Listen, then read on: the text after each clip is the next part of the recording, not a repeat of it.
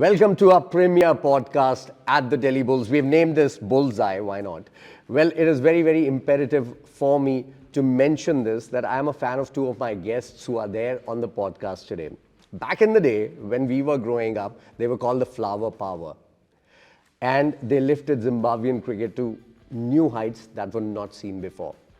They took stands, they took partnerships, they took Zimbabwe to another level altogether where they could compete with the rest of the cricketing fraternity. And then they chose their path as coaches as well. I have with me the Flower brothers, Andy and Grant. Welcome to the first podcast, Andy and Grant. Thank you, Faizan. Thanks, Faizan. Let's start first with your careers. How did it come about in your minds that you had to play cricket for the rest of your life? Where did it start? Of course, you were born in South Africa. You were born now called Harare in Salisbury. So, how did it happen for you guys to play for Zimbabwe eventually? Well, my path was slightly different to Grant's. When I was going through senior school and finishing senior school, I went and worked as a trainee accountant in my first year out of school. So I didn't have this vision of playing professional cricket. Grant will tell his own story, which is different to mine in a moment.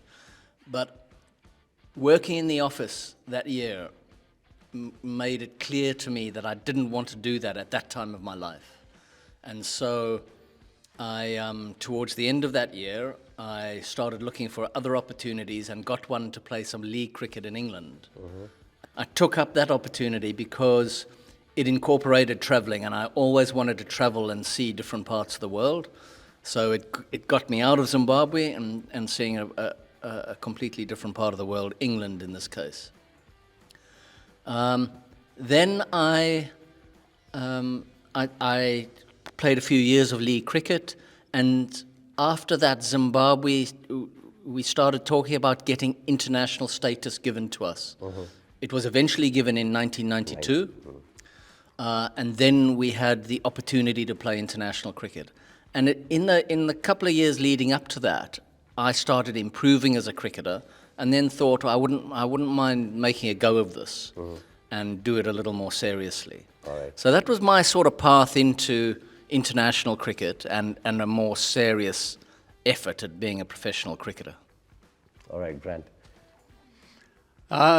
It was always my dream to play professional cricket. I think we were both quite driven by our father. He loved cricket, and he himself played a bit, not professionally, and he loved coaching. So our inspiration and love of the game came from my dad. But I said to my dad when I was 15 or 16, I want to go and play county cricket. I want to be like Graham Hick, etc. All right. And when I left school, I went overseas straight away in my first year and played club cricket.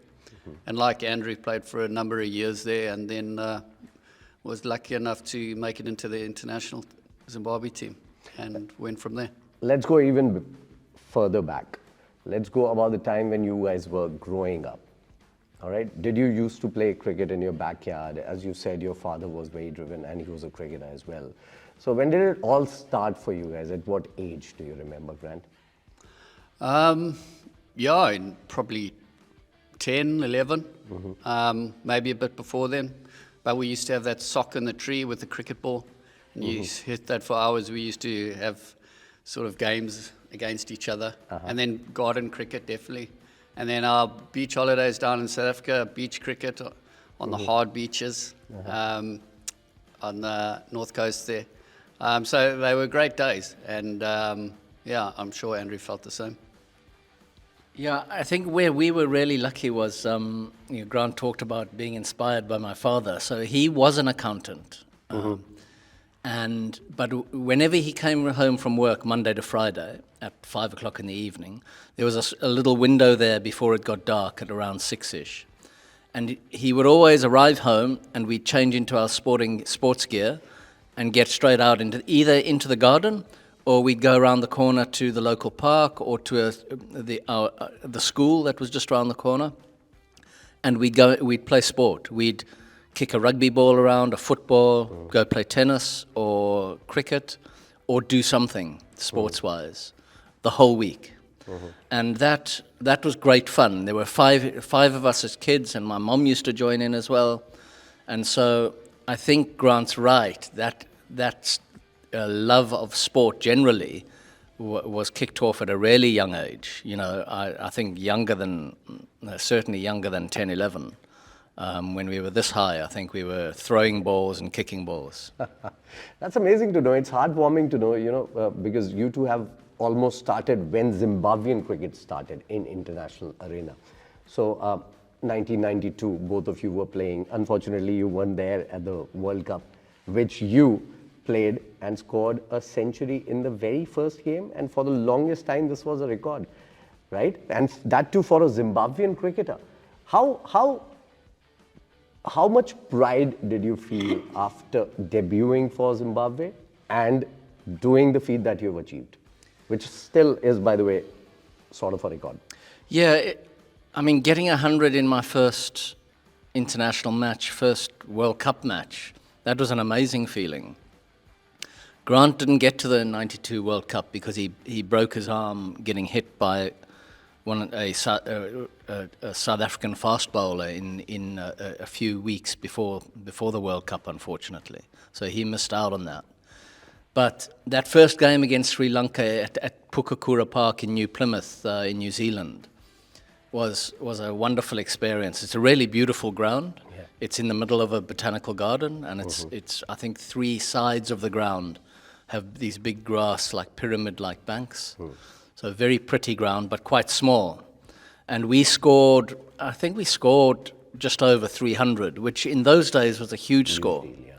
And I thought, we've got to be guaranteed to win this against Sri Lanka in our very first World Cup game. Unfortunately, they chased it down. Yeah. So it was tinged with real disappointment at this opportunity lost. But it was a lovely experience for me, of course.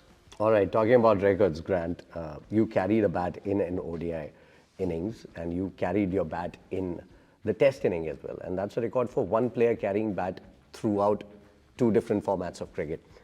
You know, and unfortunately, one of them ended in a lost cause again.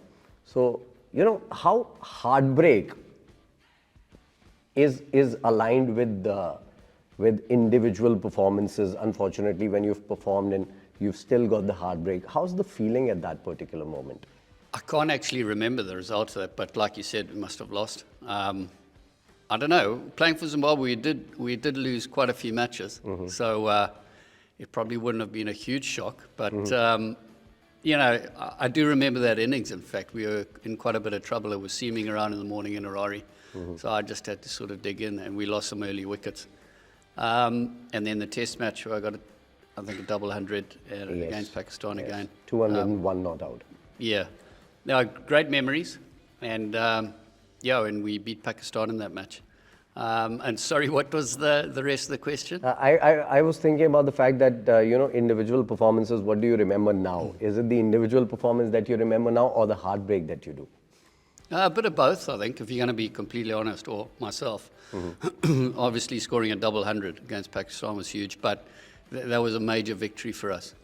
And to make Pakistan follow on, it was, you know, unbelievable, really. It was a dream.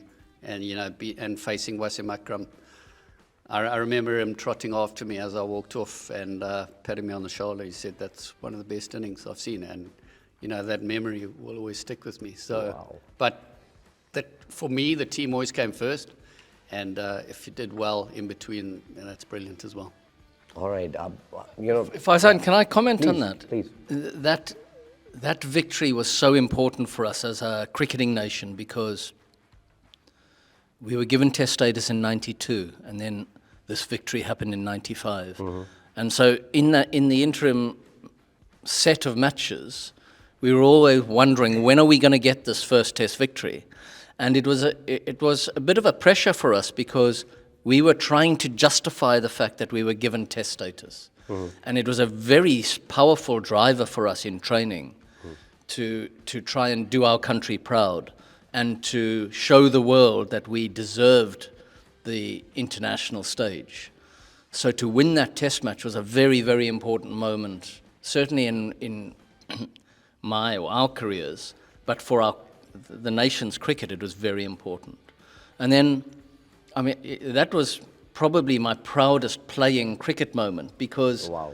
we put on a record test partnership for brothers of 265, I think it was, Yes. pipping the wars.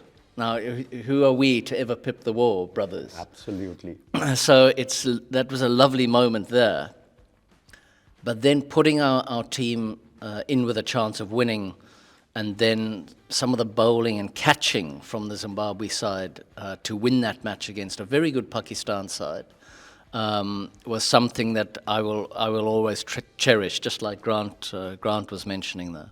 All right, both of you have been in leadership roles as well in Zimbabwean cricket. How was it playing with each other during that time? One of you was the leader, and would you follow the brother, or would you say, no, I know this better? How was it? How was it between the two of you, the chemistry? Well, Andrew captained a lot, which I didn't. I captained at school level and a bit in provincial, but never at national level. So I've always been seen as a bit of a follower, I suppose, whereas Andrew's been more of a natural leader. But we obviously know each other's games inside out, and we've worked together a lot. And so that helped us a lot with our playing career. When we had problems with our maybe technique or mental stuff, but we know each other very well. So that helped us huge in our development and our careers when we came across obstacles. And we just loved playing together. And now it's nice to be coaching together, which It's really absolutely enjoyable. great to have you both. In fact, the energy, the chemistry that you guys have, you don't talk much on the field together. I've noticed this. But when you're partying, when you around, you're around each other. I've seen that quite often. I don't know whether you realize this or not, but even if there's a small dinner that's happening, you guys would be around on the same table, sitting together. That shows how close you guys are. So has this bond always been like this, Grant and Andy? Well, I would say, at the risk of being slightly emotional, like Grant's one of my best friends as well as my brother. So The best thing ever. This Yeah. is the best thing ever. and he was also, I think, my best batting coach. Wow. So it was really helpful when we batted together. I want to take a pause here. This is actually a huge deal that the greatest cricketer, in terms of numbers at least, to have come out from Zimbabwe, is calling another batter, and I'm not pitting you against each other right now, another batter his batting coach. That shows the prowess that Grant had as a cricketer. Yeah, I mean, we worked really hard together and put in a lot of hours of training together, both in the gym, because we weren't naturally strong people. So we had to work hard in the gym to get enough strength to compete with the best in the world. But also in skills training in the nets, on concrete nets or grass nets or roughed up nets. We used to put in a lot of time together. In those days we didn't have many bowling machines and didn't have dog sticks and not many net bowlers to work with. So a lot of it was one-to-one training together where we tried to improve each other. So he definitely helped my game a lot. So we have grown up through the provincial and then international game together, and we did also play a lot of backyard cricket together with tennis balls or tape balls, where we competed with each other. The other three kids didn't really like sport as much as we did, so it was us two playing backyard cricket for many hours over many years. So we have got to know each other really well. It's great to be coaching together, and so that bond is strong. Awesome. I want Grant to comment on that also. Conversely, Andrew knew my game very well. And obviously he did a lot better than me. And like you said, the stats show that. And he continues to help me. Obviously he's done brilliantly with his coaching. So he's helped me in that facet. And also just in life itself. We've both encountered various problems off the field and trials and tribulations of life.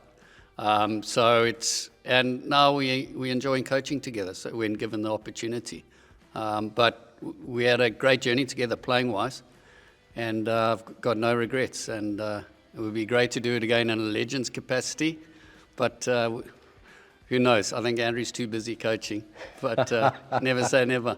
He is, isn't he? He's always coaching some team or the other, and he has achieved everything that is there to be achieved now.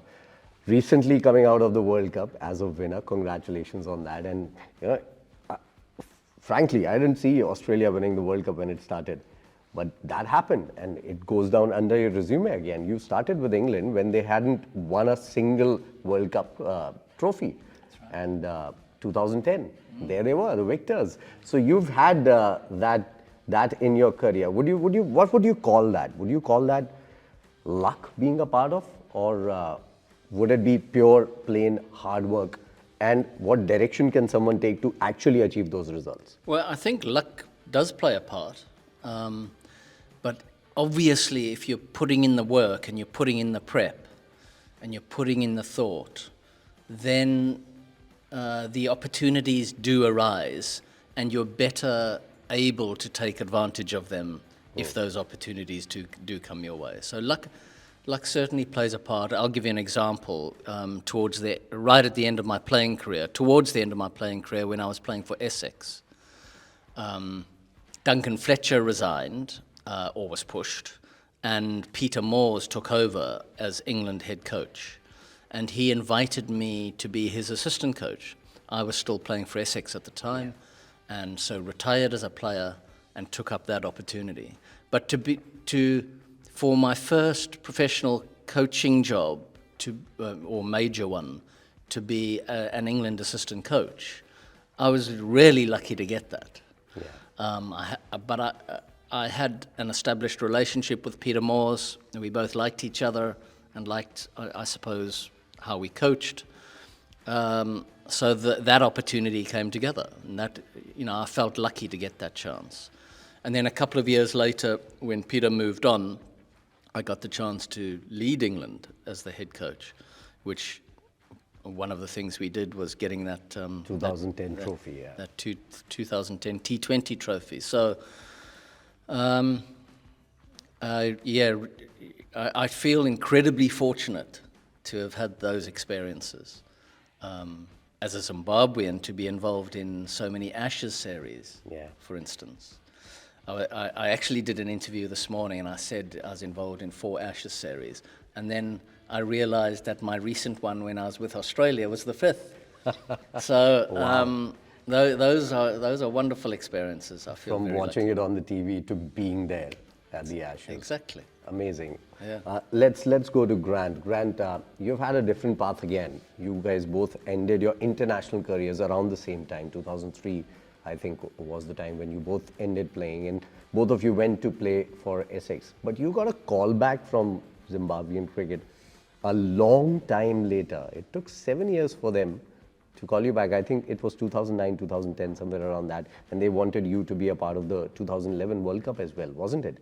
It was something like that. I had 6 good years at Essex, and then in my final year there, Alistair Campbell, who was helping running things in some cricket at that stage, he asked if I could play on a South African trip, like a few one-dayers and a few T20s. And I, to be honest, I didn't really want to.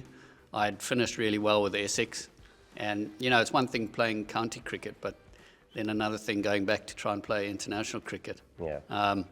But long story short, I ended up playing a couple of ODIs in Bloemfontein, I think, and but I felt off the pace. I remember getting bounced by Jock Callis and just went straight up, and whereas Brendan Taylor was at the other end carving the ball everywhere, and I knew that it was time to retire then, and that's when I went into coaching, and I went back to Zim and I coached for a couple of years there, and then I got a call from Mushtaq Ahmed. Pakistan, 2014. Yeah. Yeah. And got a great offer to go and coach there, and I had 5 really good years, which I loved. Actually, you were appointed for only 2 years initially. Yes. And they apparently liked you so much that you ended up being there for 5 years. Yeah, I had 2 under Waka Yunus. Yeah. Very good man, and enjoyed it. And we had some successes, and then I had 3 good years with Mickey Arthur, and we won the Champions Trophy in 2017. And Absolutely. that was brilliant. And from there I went to Sri Lanka for 2 years. We had some good times, but it was quite a tricky period as well with Sri Lanka, as you know, with all the politics. Yeah. But good days and learnt a lot. And now I'm back with Sussex. Had 2 decent seasons there and doing a bit of franchise stuff in the winter. So very fortunate. I wanted to talk to you about that particular moment, Andy, 2003, when you were playing the World Cup and you wore those bands. That takes a lot of courage from any player or a celebrity or a person to actually show that kind of courage to come out and make that gesture that you did. Those bands, Henry Olonga and you, were the 2 players, if I correctly remember. Why did you do that? And what gave you strength to actually come out with an action like this? Well, a lot of our younger viewers probably won't remember that at all. So let me I'll lay a little bit of background. Please. So Zimbabwe at that time, there was political turmoil and trouble where Robert Mugabe, who was the Prime Minister,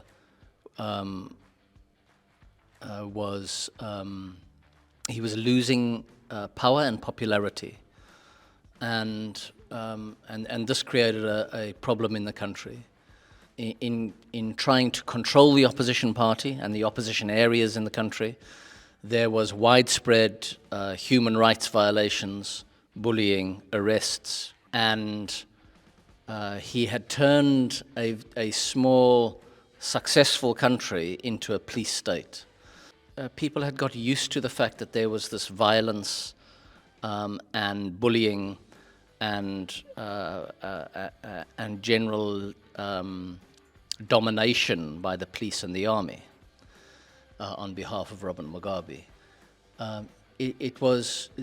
There were countless human rights violations going on, and a friend of mine highlighted this to us and said that the 2003 World Cup should not go ahead in what Robert Mugabe wanted to portray as a very normal situation. Yeah.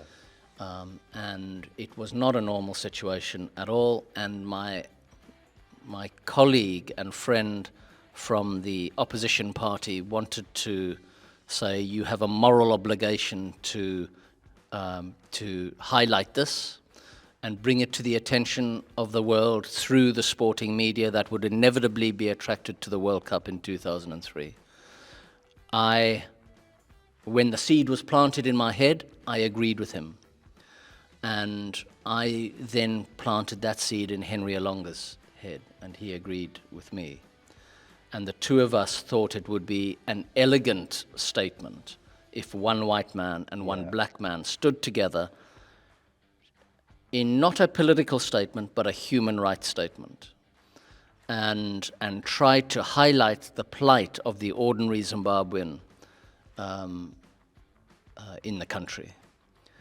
And so we decided to do this in the knowledge that we would have to leave Zimbabwe for security reasons thereafter. So that was a really sad part of that equation, was that our international careers would finish. I would say, and I must say, I was 33 years old at the time. Henry was only 26, I think. Yeah. So he had his whole sporting career ahead of him. He was a brilliant sports person in a number of sports and various other interests, a very talented young man. And he gave up all of that to make that statement and try to do the right thing, which I thought was an incredibly brave thing for him to do. He hasn't been back to Zimbabwe in all this time, in 20 years. Wow. I've been back twice, quite recently, and loved going back and seeing the country. But it was a very emotional time, a very turbulent time, and Zimbabwe, still has its issues, but we hope for a brighter future.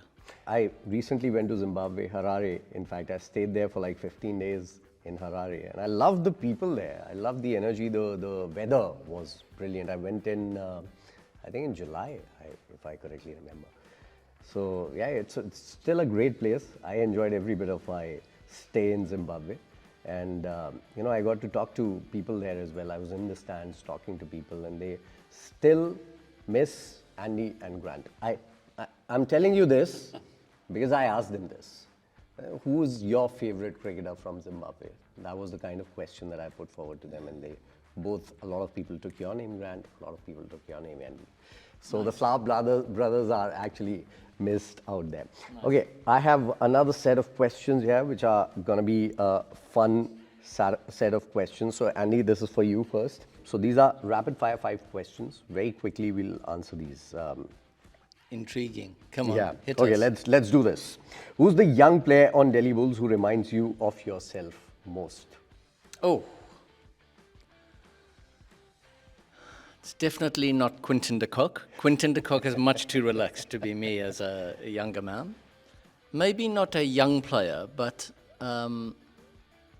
Usman Khan, who hails from Pakistan but is now qualified as a UAE player. I might draw some comparisons there. I think he's really hungry. Yeah. He's very determined, and I think he's trying to do everything he can to be a success in his sport. Yeah. And so I see some comparisons there with me. And you never fail to mention him, by the way.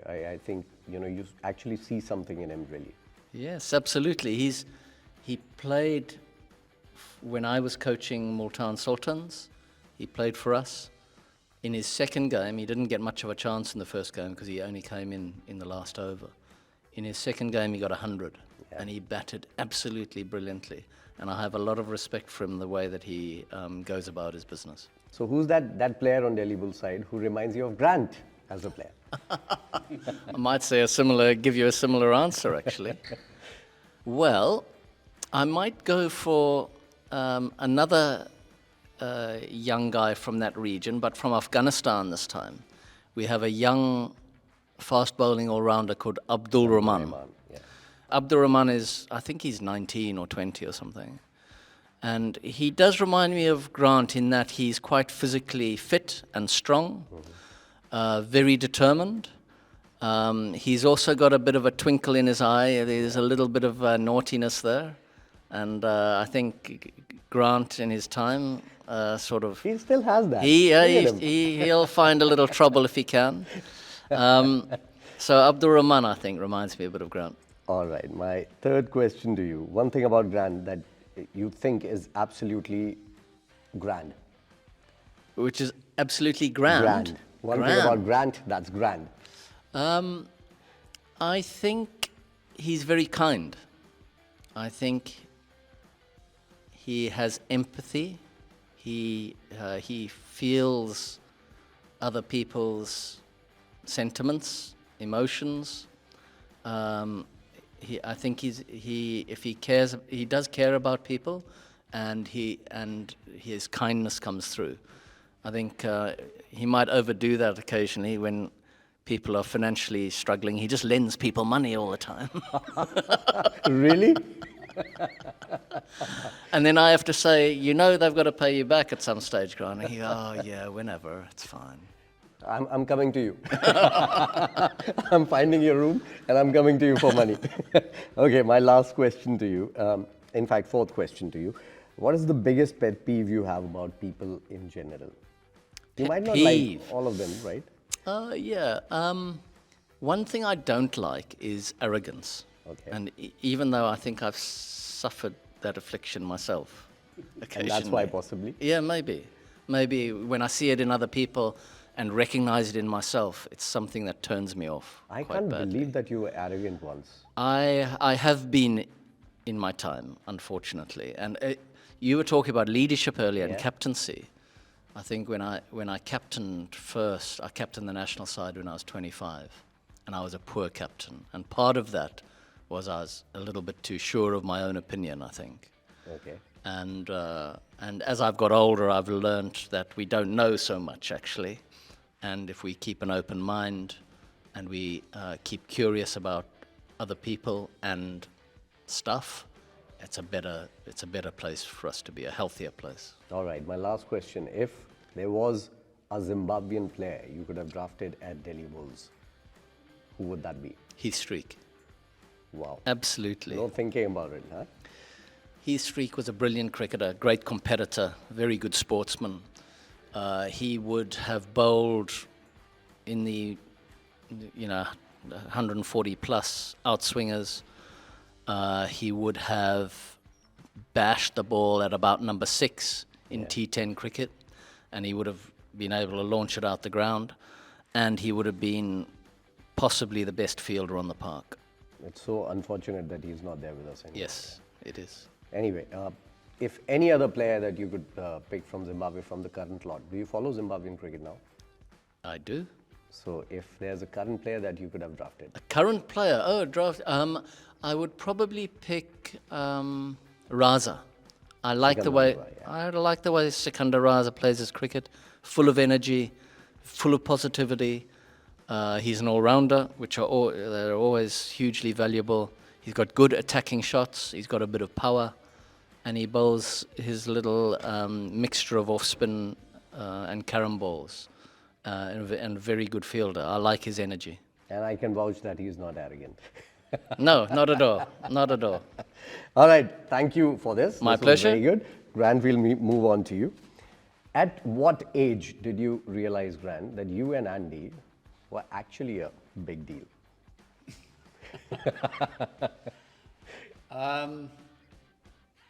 Probably, I'm not sure because I don't want to sound big-headed, but in our teens, maybe 15, 16, I thought Andrew was very good, and I thought I might be okay. But when we were establishing ourselves at school level, and I was playing a bit above my age group, and Andrew was getting heaps of runs at school level, and then got on Zimbabwe schools tour. I think that's probably. Was there any moment in your life when you were like, oh, maybe I'm not just good enough? Because that comparison comes to your mind when your brother is also playing, and you yourself have admitted more than once at this podcast that he was really good. Did that insecurity ever come in your mind? It did, definitely. And I remember asking one of our selectors at the time, a man called Chris Seeger, a really good man. And I spoke with Andrew at the same time about possibly trying to do something else. Because I went through a period where I wasn't doing that well, and I just wasn't enjoying it anymore. I was probably trying to take it too seriously, and things just weren't happening. So I did think about different sort of career paths, but we didn't really come up with anything really. So kept Because you had lended all your money to your friends. What's your all-time favorite match performance of Andy's? One innings that you still remember and you still cherish. Yeah, that was classic. Well, there were so many. But to be honest, if you go back to his first 100 against Sri Lanka in the World Cup, because I didn't make it, but I'd gone out for a lot of beers with my friends. And because of the time difference, it was early on in the morning, and we were watching at one of the sports clubs. And at the time, you couldn't just go home and put on the TV there. You had to go to an establishment to watch it all together, because things weren't like that in Zimbabwe at this time. And so I remember watching him get that 100 against Sri Lanka. And you didn't wear a helmet, did you? That was one of the things I sort of remembered. I think, around that time, I don't think we always wore helmets. Yeah. So that was one of the things that stuck in my memory, him not wearing a helmet, and maybe being a bit arrogant and taking on the Sri Lankan quicks. Now he's pulling your leg. Okay, my next one is, they call you Zimbabwe's anchor man. I don't know whether you've noticed this or not. No. I was going through a lot of things, research that I was going through about this podcast, and I came across a lot of articles that call you the anchor man of Zimbabwean cricket. Did you know that? Okay, I didn't know that. Okay. But they used to call Andrew the Rock. Yeah. Rock of Gibraltar. That too. Yeah. So I think that was probably more apt. But if that was the case, being called the anchor man, I didn't have as a big shot repertoire as Andrew and some of the other batters, but I fought hard and I played within my limitations. I left really well. I knew where off stump was most of the time, apart from when facing Wasim in Pakistan. Wasim Akram. He got me out twice leaving it. And I remember going to the airport to get on the next flight wherever we were going, and one of the baggage handlers came up to me and he said, "Excuse me, sir." I said, "Yes, can I help you?" I was having a coffee with Andrew, I think. He said, "Are you the one that keeps leaving it?" That's a good one. But he's too generous sometimes, isn't he, Andy? You know, all the time he's too generous. One habit of Andy's that drives you crazy, and you can't say arrogance. I've taken that out of the equation. It's the way he sometimes questions me. Really? Still? Yes, still. If I don't get my words out properly, or if I don't come across precisely or in a concise manner, like in a meeting the other day, Okay. you get straight to the point and you say, "What do you mean by that, Grant? You're not being decisive. What do you actually mean by that?"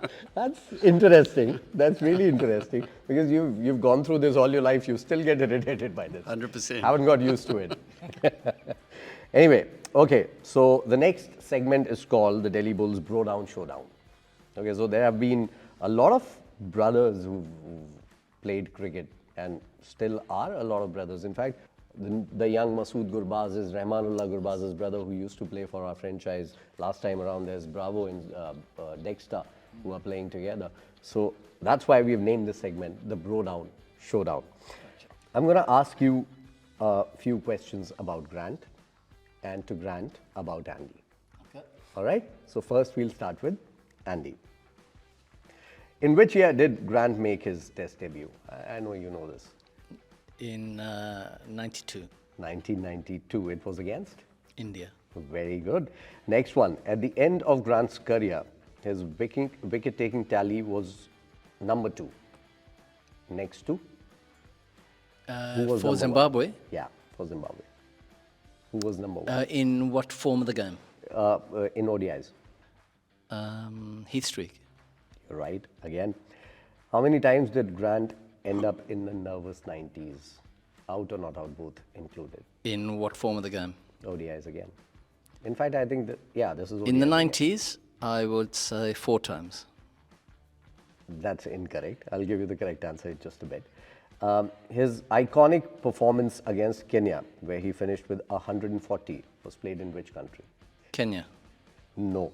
So the incorrect answers were Bangladesh. Bangladesh is where he hit 140. Against Kenya? Right. Oh. Yeah? It's in the final. You're right. Final of what? Absolutely. Oh. It was a tri-series Okay. in Bangladesh, Dhaka. The next one that you missed out was, can you answer this, Grant? How many times were you caught in fact, out and not out both in the 90s? I think it was 8 or 9. 9 is the correct No answer. way. Yeah. In ODIs? He could have had 9 my more God. centuries. Just think about it this way. If I'd played for my average like Andrew most of the time, then I'd maybe. There's an element of truth to that as well. That's a good one. That's a very good comeback to that question he asked in the team meeting the other day. Okay, we are going to Grant now. Andy made his international ODI against Sri Lanka. In which city? We have just discussed this. Plymouth, Well done. Next one. Andy made his highest ODI score of 145 against India. In which year? 203. Yes. Very close. 202. okay. Okay. So Andy holds the record for the highest ever test score posted by a wicket-keeper batter in an innings of a test. What's his record score? He's smiling. He knows. Oh, it you was a don't double remember. 100. Yeah, it was. It was. You should know this. It's It was. on my email address. It's part of my email address. That's true. 203. That's incorrect. 232. That means he doesn't know your email address. You need to remind him that. 232 was the score, and still is a record, by the way. And he also has one more record to his name when it comes to wicketkeeper batters. Can you name that record? That was against South Africa in Harare with hundreds in each innings. Yeah, that too. That's another one. I'll give you another one, okay? Okay. So he has the highest average for a wicketkeeper batter in tests. And still has, by the way, 51.51. That's your highest average. Okay, next one. Andy has the second highest test match aggregate score for a batter on the losing side, only after one possibly all-time, in the all-time greatest lists. Brian Lara. Absolutely. There you go. You do this. Okay, last one. Andy was made assistant coach of Team England in 2007. Who did he replace? That's a very difficult one. That is difficult. That's a very. Do you remember? We'll throw it to Andy rather. We won't put Grant in that situation. Okay, great. Who did you replace? As assistant coach. Yes. So Fletcher left as head coach. And who did he have as his? Matthew Maynard. Up top. Well done. That was awesome. I didn't think you would remember this. Anyway, my last segment, last few questions with you guys. And this is the sponsor segment that we have. So this is the first question is called Fashion Forward question. It's powered by Aeropostale. The t-shirts that you're wearing are by them. Each one of you need to answer this. Is there a feeling of empowerment when you're in your sportswear? When you go out there, be it a coach, be it a player, when you put on your sportswear, does that give you a feeling of empowerment still? Well, to answer it like seriously, the way you carry yourself and the way that affects the way you feel, and the other way around as well. True. The way you feel affects the way you carry yourself. So both of these things are important. One is not necessarily coming before the other, but they do interact with each other. So in sporting terms, when you're competing with people, well, certainly I was aware of how I was carrying myself. It's important that you carry yourself as a competitor that can look them directly in the eye. Yeah. And so the way you dress is part of how you look. So, and therefore how you feel. Great. Grant, your answer to this? Yeah, obviously I echo those thoughts, and also just a feeling of pride, representing a certain brand, and it's a privilege to be part of the Delhi Bulls, and whoever you're representing, because I don't think you should take anything for granted. All right.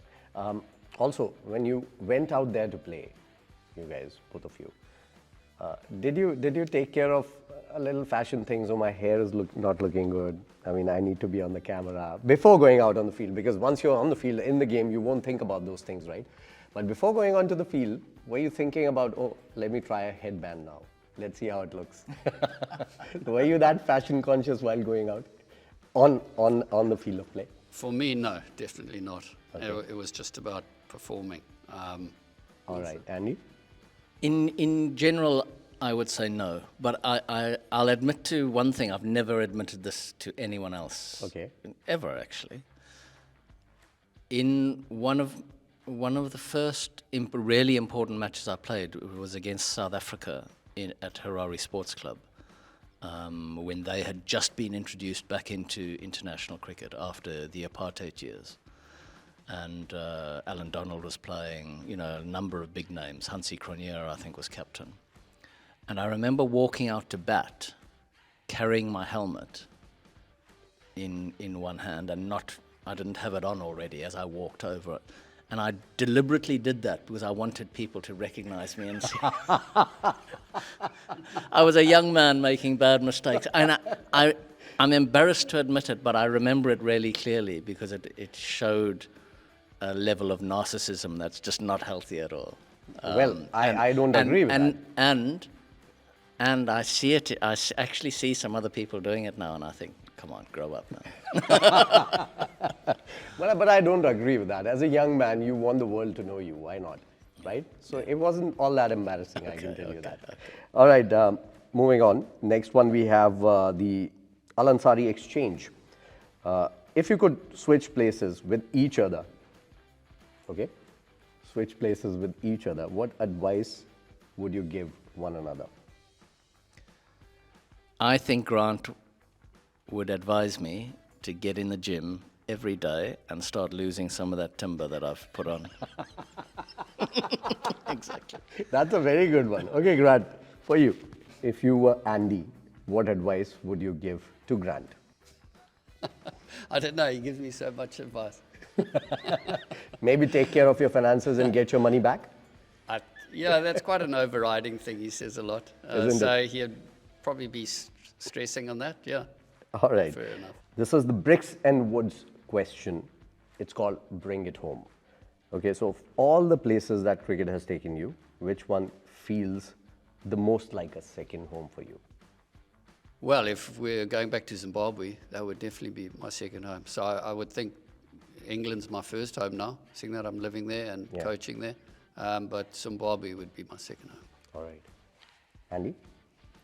Well, I guess I might say Essex, actually, if I went back to Essex, because when I finished playing international cricket and left Zimbabwe, I went and set up home in Essex. And they welcomed me in. Graham Gooch was head coach. Nasser Hussain was captain. Ronnie Irani, I think, was one of the captains. And they really welcomed me to Essex. So I was always very thankful for that. So I would say Essex. All right. The Flower Power in all their stardom today at the podcast. Thank you so much for giving me so much time. I have always been a fan of both of you, and I've said this to Andy, I think, thrice now, right? And it's like a dream come true to sit with two of the legends from Zimbabwean cricket and to discuss their minds and their hearts with me on the podcast. So I think it's fair to say that we've hit the bullseye here.